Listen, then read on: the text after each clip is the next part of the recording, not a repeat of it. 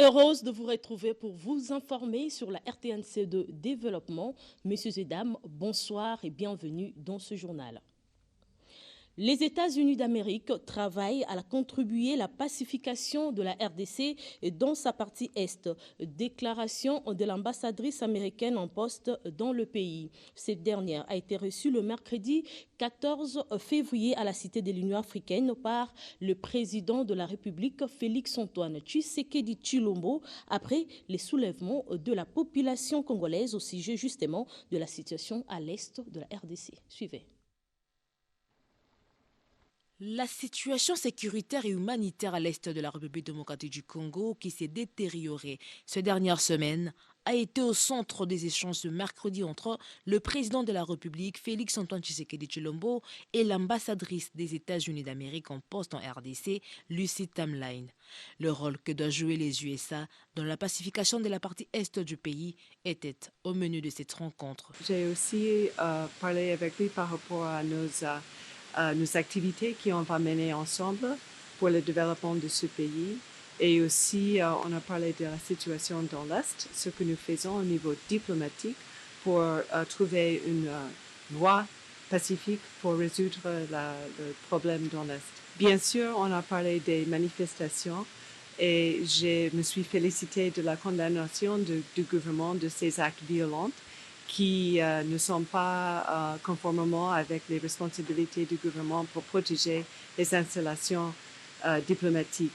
En quoi la diplomate américaine, les USA travaillent à contribuer pour la pacification de la partie est de la République démocratique du Congo. En fait, nous avons mené une diplomatie de très haut niveau. Je pense que vous connaissez notre initiative à travers notre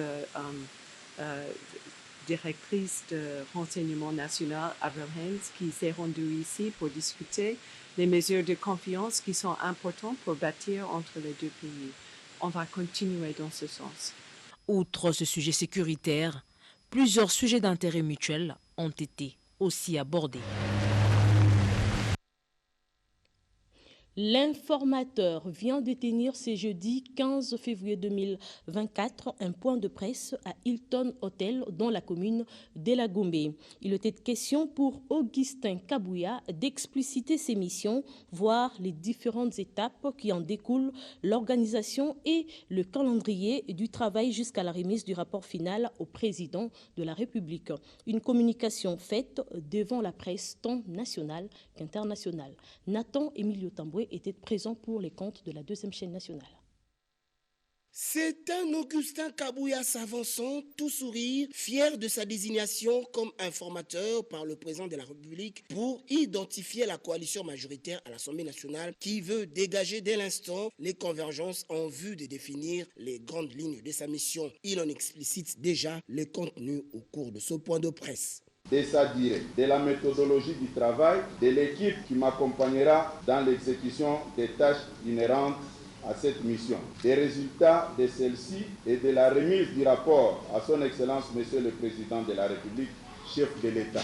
La durée de la mission de l'informateur est d'1 mois avec possibilité d'une prorogation. Poursuivant dans sa communication, l'informateur Kabouya a de ce fait expliqué le travail à abattre au sujet des contacts à prendre avec les forces politiques en présence à l'Assemblée nationale. Les partis et regroupements politiques que je vais consulter sans exclusion sont ceux ayant concouru aux élections du 20 décembre 2023 qui ont obtenu au moins, suivant les résultats provisoires proclamé par la Commission électorale nationale indépendante, un député proclamé par la CENI sans préjudice des indépendants. Ce qui justifie que je sois assisté par une équipe d'accompagnement pour mener à bon escient ma mission.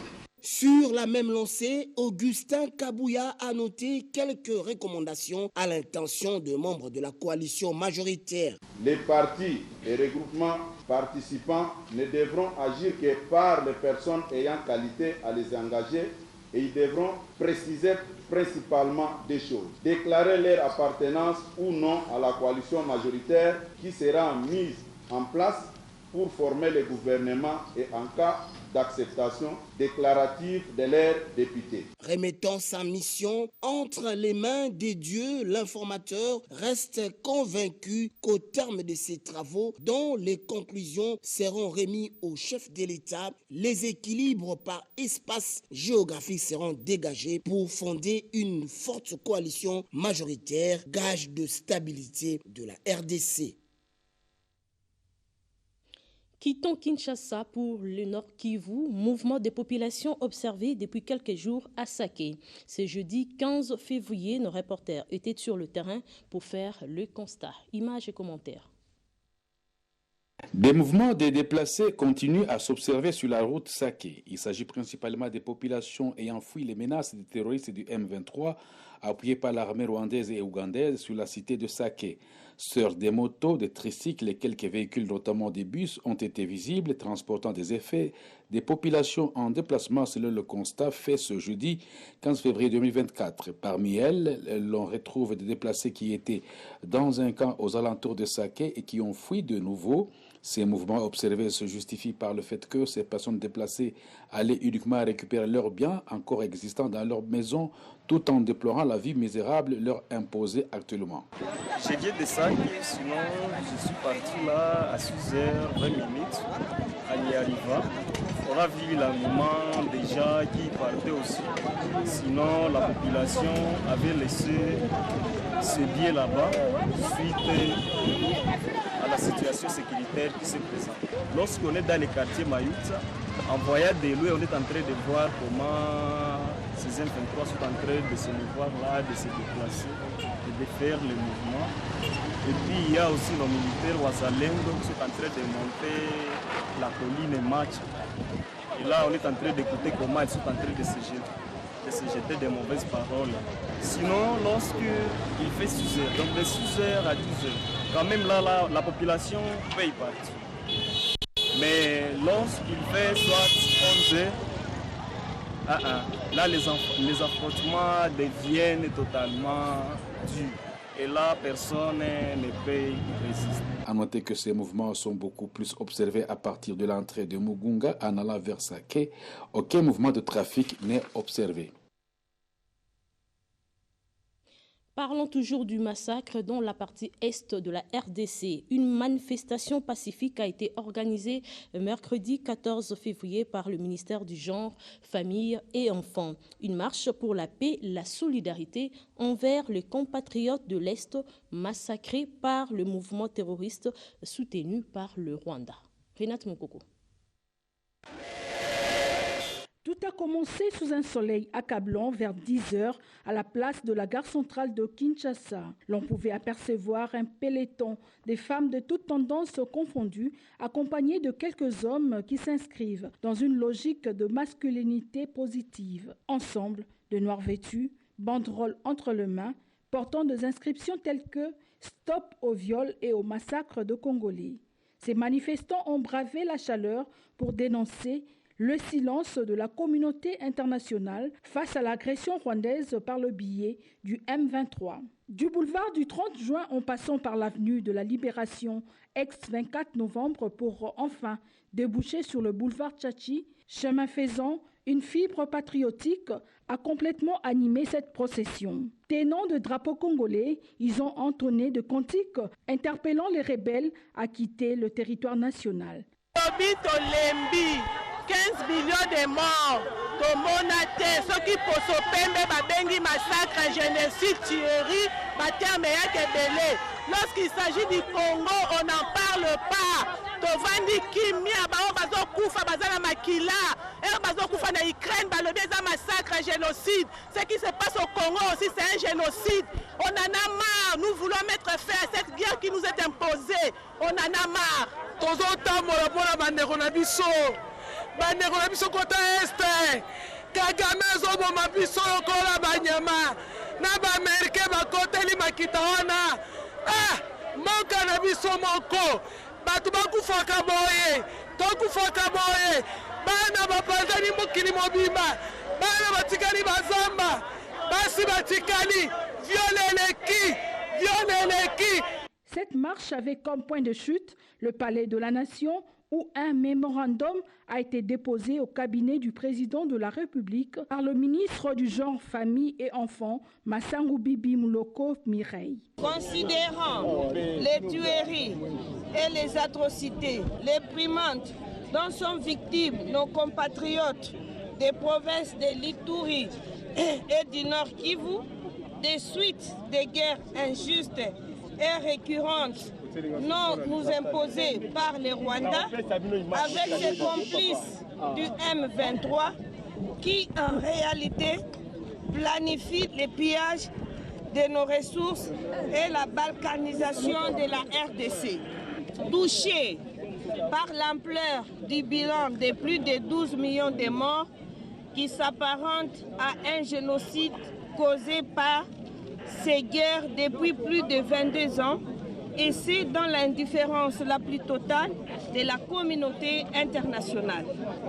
Face au silence coupable de la communauté internationale, alors que de l'autre côté de l'Europe orientale, la même communauté se solidarise et se mobilise pour non seulement dénoncer la guerre d'agression de la Russie contre l'Ukraine, mais aussi apporte à ces derniers de l'appui logistique, matériel et financier.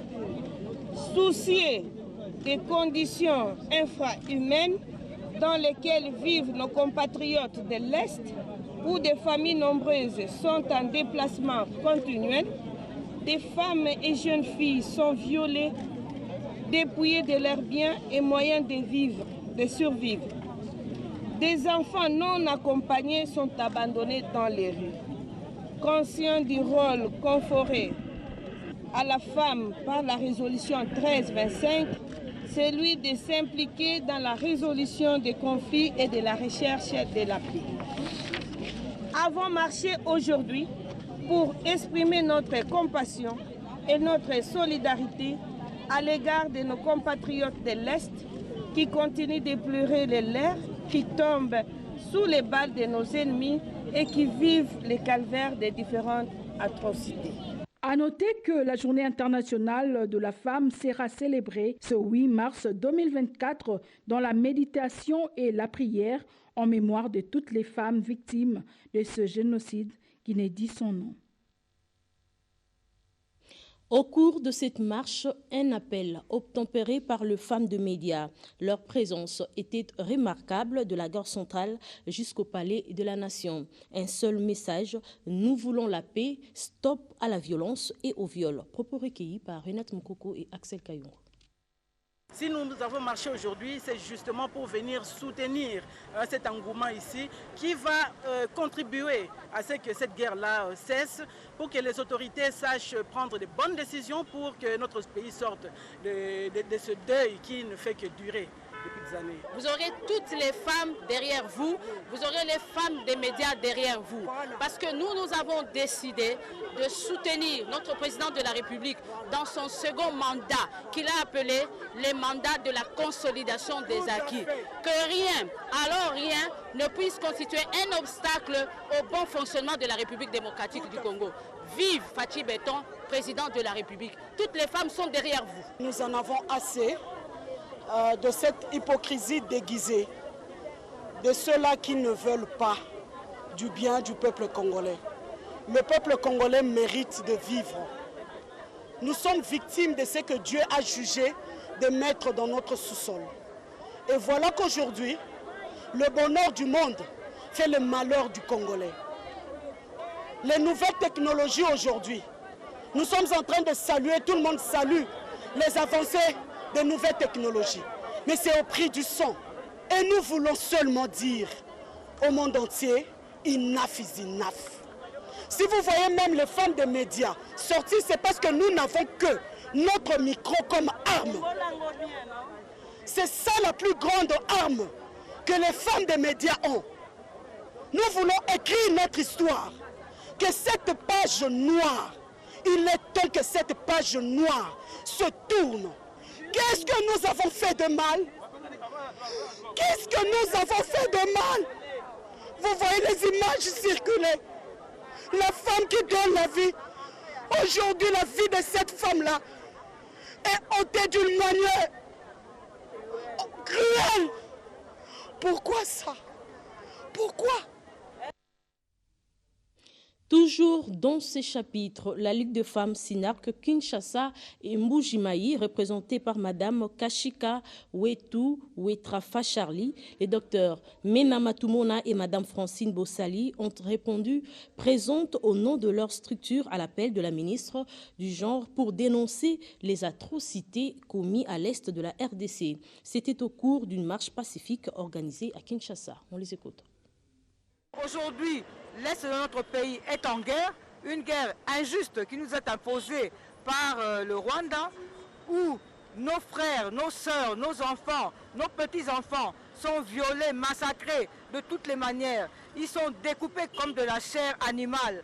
Aujourd'hui, nous venons dire non à cette situation. Nous venons dire au président de la République, Félix Tshisekedi Tshilombo, de mettre fin à cette situation. Nous venons auprès de la communauté internationale dire notre non N-O-N contre cette situation. Nous voulons la paix, nous voulons récupérer nos territoires qui sont occupés aujourd'hui par l'ennemi.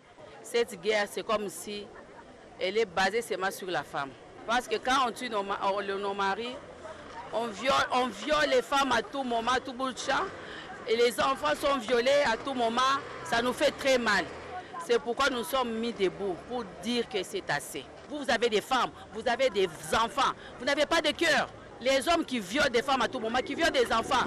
Il y a même des femmes qu'on les viole en présence de leurs enfants, en présence de leur mari. Vous voyez quelle souffrance, quelle souffrance. Tetu, ba mama, ba shebe yambanza yetu.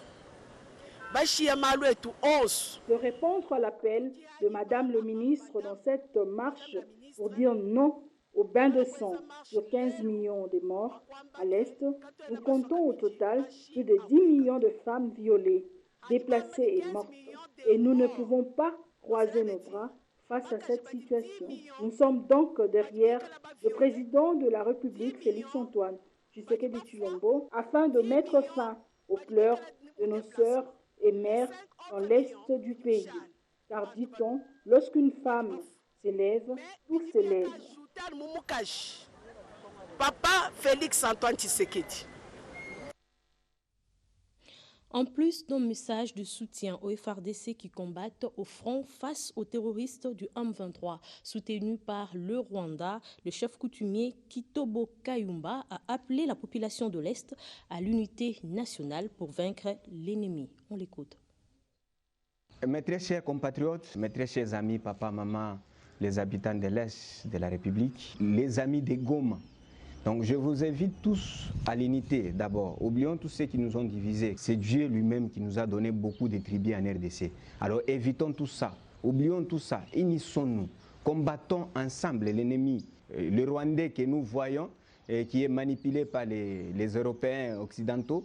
Donc je vous demande d'être forts, d'être unis, de rester soudés pour que notre patrie, notre nation, notre terre, la terre ancestrale, la terre qui nous ont légué nos ancêtres, la terre de Kimbangu, la terre de Kimpanvita, la terre de Lumumba, de Mzee Kabila, soit unis, soit forts. Combattons un bon combat parce que nous sommes justes. C'est notre terre que nous sommes en train de nous battre pour l'intégrité, pour l'unité, pour la restauration de la paix. Alors, restez confiants en vous-même. Comptons sur nous-mêmes. Comptons sur nos ancêtres. Comptons sur notre intelligence. Comptons sur notre sagesse. Comptons sur notre force. Et je dis courage à nos frères Ouazalendo, que nos ancêtres glorieux combattants soient avec vous. Je dis courage à nos forces armées et FARDC, que le sang des martyrs vous accompagne, que le sang des combattants, que le sang des innocents vous accompagne.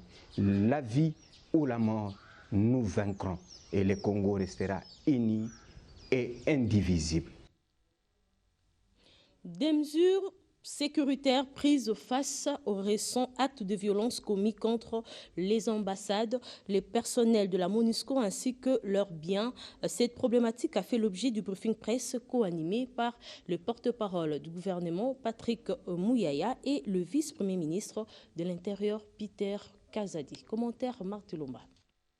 D'entre-deux-jeux, le vice-premier ministre de l'Intérieur, est revenu sur le communiqué du gouvernement congolais qui a condamné les actes de barbarie perpétrés samedi et lundi dernier à Gombe. Sur ce, Peter Kazadi a reconnu le droit de manifester, mais dans le respect des lois de la République d'un côté, et de l'autre côté, il a arrêté quelques décisions pour éviter ce genre de violence au centre-ville. Vous avez suivi qu'il y a eu les incidents le week-end passé à Kinshasa qui ont touché des chancelleries ainsi que des installations de la MONUSCO. Des véhicules ont été incendiés.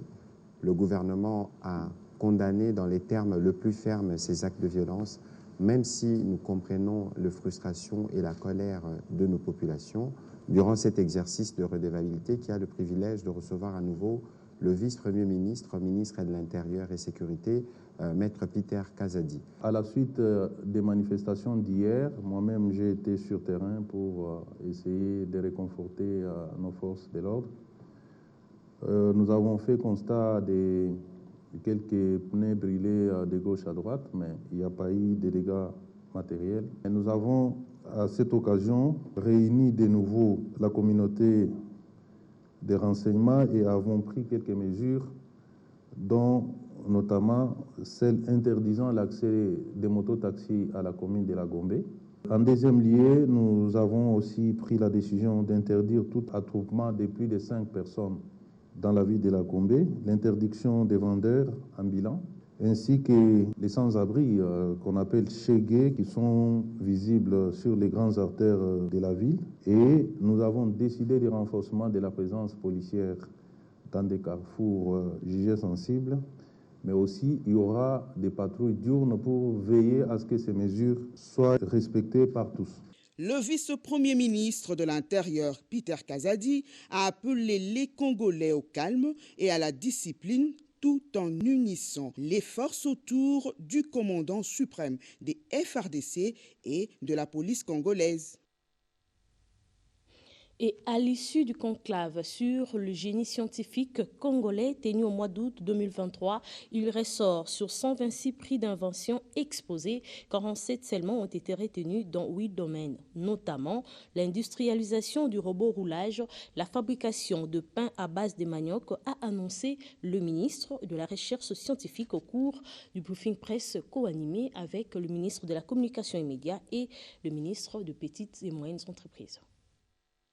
300 chercheurs scientifiques venus de l'intérieur et de l'extérieur ont participé au conclave des génies scientifiques congolais organisé à Kinshasa au mois d'août dernier. Au terme de ces assises, ces chercheurs ont exposé 126 prix d'innovation, d'invention, dont 47 sont retenus dans 8 domaines. Question de booster l'économie congolaise, a annoncé le ministre de la Recherche scientifique. Ce conclave a réuni à peu près 300 chercheurs, inventeurs, venus majoritairement du pays, de l'intérieur, et une partie de l'extérieur. Et ils ont exposé leurs fruits d'invention, d'innovation. Au bout de 3 semaines, nous avons considéré qu'il y avait 126 inventions-innovations qui pouvaient déjà être considérées comme qualitativement admissibles, éligibles à entrer dans l'économie nationale. On a approfondi la sélection et au bout de 2 semaines, on a retenu 47 inventions, innovations pouvant être déjà consommées comme produits d'invention, d'innovation par le peuple congolais et dans divers domaines, à peu près 8 domaines. De son côté, le ministre des Petites et Moyennes Entreprises, Désiré Nzinga Birianze, a invité les inventeurs et innovateurs à mettre à profit leurs intelligences pour l'émergence de la RDC. Nous allons créer de l'emploi avec cela. Et quand on dit des millions d'emplois, les gens ils doutent, ils ne croient pas. Et à chaque étape, on peut créer des sociétés comme ça. Ceux qui épluchent, ils sont là. Ceux qui récupèrent ou écrasent le manioc, il y en a, qui prennent la farine. C'est des marchés qui sont ouverts comme ça. Ceux qui font la farine panifiable peuvent également avoir une petite société avec 10, 15, 20 personnes, ça dépend du nombre de machines qu'on a. On peut autant créer des entreprises et des emplois. Avec ça, une centaine de gens peuvent se retrouver. On change de chapitre dans ce journal. Parlons enseignement supérieur et universitaire. 51 ans après sa création, l'Institut facultaire de sciences de l'information et de la communication, IFASIC, devient UNISIC. Entendez par là l'Université de sciences de l'information et de la communication. Une mutation devenue effective depuis le 12 février 2023, dont l'annonce officielle a été faite par le recteur de cet alma mater. C'était en présence du représentant du ministre de l'ESU, des membres du corps académique, de la délégation intersyndicale et de la coordination estudiantine. Lieu de la cérémonie, la salle de lecture de la bibliothèque. Reportage Jolie Kitouma. De l'ISTI à l'IFASIC, aujourd'hui l'UNISIC, cet établissement d'enseignement supérieur a connu de réformes majeures importantes pour moduler la communication et doter la République démocratique du Congo des communicateurs compétents avec diverses expertises. Prenant la parole, le recteur de l'UNISIC a martelé que l'aboutissement heureux de cette mutation est le fruit des efforts conjugués avec ses 5 prédécesseurs. Certains amis parmi nous sont déjà au courant de l'événement, ou mieux, de l'avènement de l'événement. Aujourd'hui, nous sommes dans les préludes où le recteur, aujourd'hui, IFASIC, et bientôt l'UNISIC, devrait vous dire que c'est une grande joie, que de partager d'abord avec vous, surtout les classiques, ce que je pense être les classiques, ceux qui ont construit intellectuellement et académiquement notre alma mater et administrativement, cela mérite bien qu'on commence par leur dire cela. Parce que c'est grâce à vous qu'à ce moment précis, nous donnons des préludes à l'événement qui va nous arriver et qui va certainement être le fond de la clôture de notre année du cinquantenaire. Et notre temps fort, c'est la présentation du nouveau secrétaire général académique nommé par l'arrêté ministériel numéro 059/MINESU du 27 janvier 2024 en la personne du professeur Jean-Marie Vianney Longonia au Congo. Le nouveau promis s'engage à apporter sa pierre au développement de l'UNISIC et surtout à privilégier la bonne et parfaite collaboration. C'est un défi pour moi puisque je suis d'un autre monde. Je suis du monde syndicaliste. Et le ministre a été me chercher comme le pape François a été cherché en dehors de Rome pour dire maintenant c'est ton tour, eh bien passe à l'action, on va voir ce que vous pouvez faire. Mes chers collègues de l'API, je suis votre président, je vais devoir démissionner pour incompatibilité. Mais je voudrais vous rassurer que je ne suis pas un artiste, comme dit le professeur Malem de notre patriarche. Ma vie ne connaîtra pas de rupture. Je voudrais faire dans la continuation à partir de là où je serai maintenant auprès du comité de gestion, auprès de M. le recteur, pour qu'à son oreille, je continue mon travail, de me battre pour les meilleures conditions de travail de mes chers collègues que vous êtes. C'est par une note de satisfaction que s'est clôturée cette cérémonie marquant l'annonce de mutation de l'UFASIC vers l'UNISIC et de la présentation officielle du nouveau secrétaire général académique, laquelle agrémentée par l'orchestre instrumental estudiantin.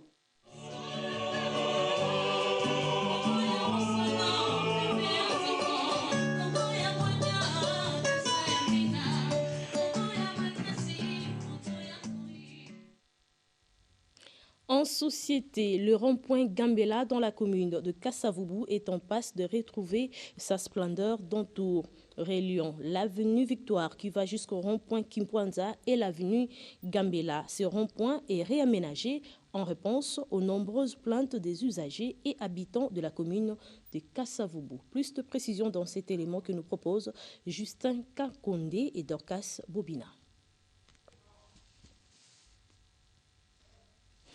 Nous y reviendrons avec force et détails dans nos prochaines éditions. Place à présent à la lecture de journaux parus cette matinée dans la capitale congolaise dans une sélection et commentaires signés Raphaël Kibambe. Revue de presse.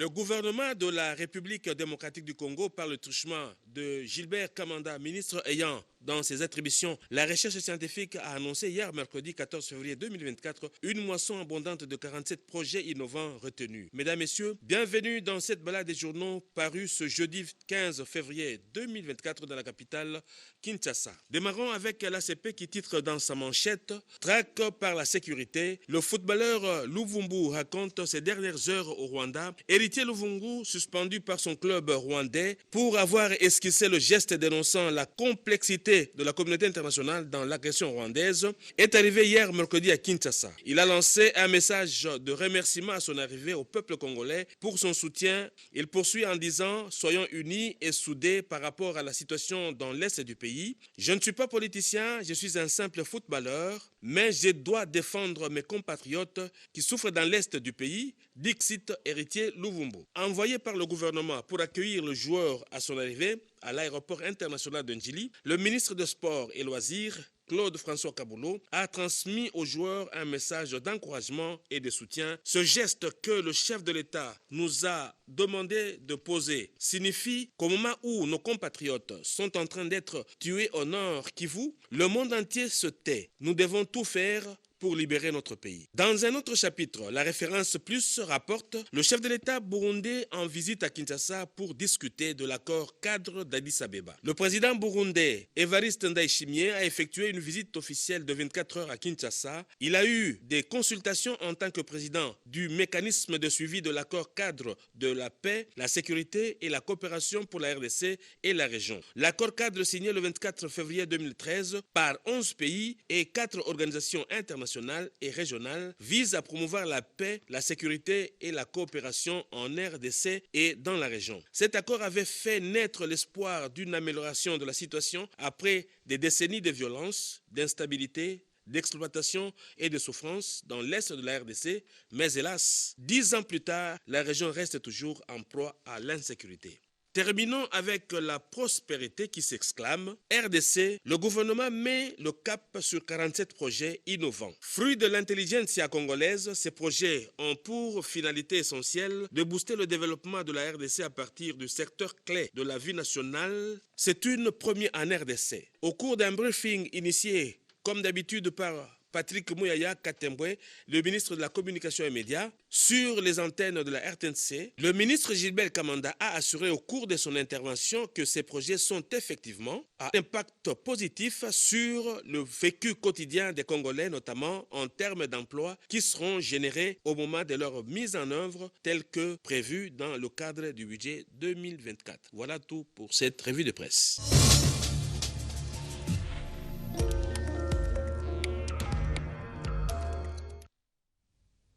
C'est également la fin de cette grande édition du journal, supervisée et coordonnée par Sylvie Simalandoa, Raphaël Kibambe, Jolie Kitoumoin et Josette Kaya Boulamatadi. Bonsoir et merci de l'avoir suivi.